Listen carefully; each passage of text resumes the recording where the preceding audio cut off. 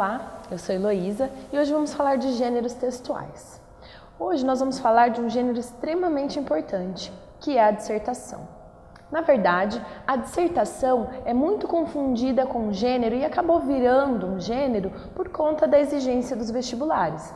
Mas originalmente, dissertar é um tipo de linguagem, ou seja, uma função na qual nós podemos expor ou argumentar sobre determinado fato. Então, dissertar é uma função de linguagem, mas a dissertação escolar ou dissertação argumentativa se tornou um gênero que é dos mais comumente pedidos nos vestibulares, principalmente e especialmente no Enem.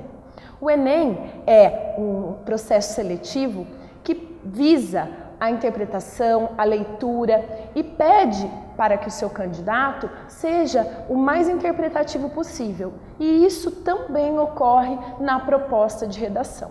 O que caracteriza a dissertação escolar?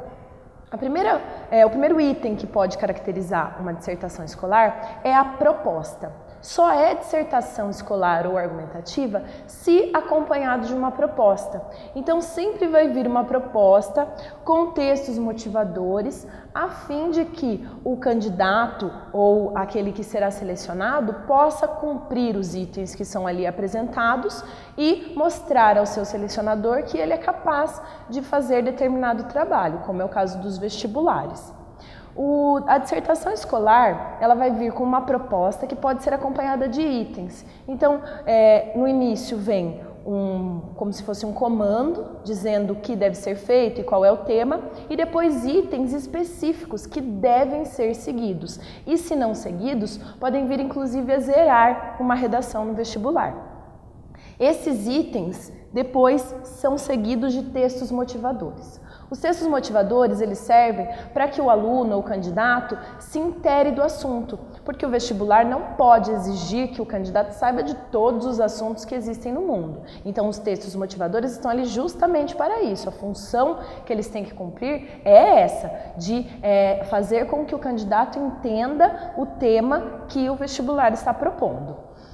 Você precisa utilizar os textos motivadores? Não. Se você já conhece bem o tema, já é próximo dele e acha que nenhum daqueles textos vai colaborar com a sua produção, não tem problema você não usar o texto. Mas é sempre algo avaliado positivamente quando você sabe usar um texto da coletânea, um texto escolhido pelos pensadores daquela proposta. Por quê? Porque isso mostra o seu nível de leitura, o quanto você consegue transpor aquilo que você leu para aquilo que você está escrevendo, ou seja, você se apropriou daquele texto e tornou ele parte do seu.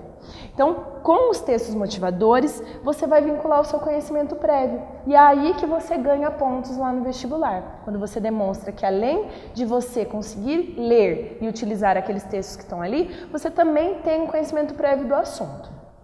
Como você vai organizar esse texto? Esse texto tem basicamente a estrutura de um texto argumentativo ou opinativo, que é a exposição dos fatos, inicialmente acompanhado da tese central, depois dados, que são aqueles itens que não podem ser questionados, que estão vinculados como fatos reais na nossa cultura, na nossa sociedade, e depois a argumentação, que é o momento em que você vai vincular essa apresentação de dados com a sua tese central.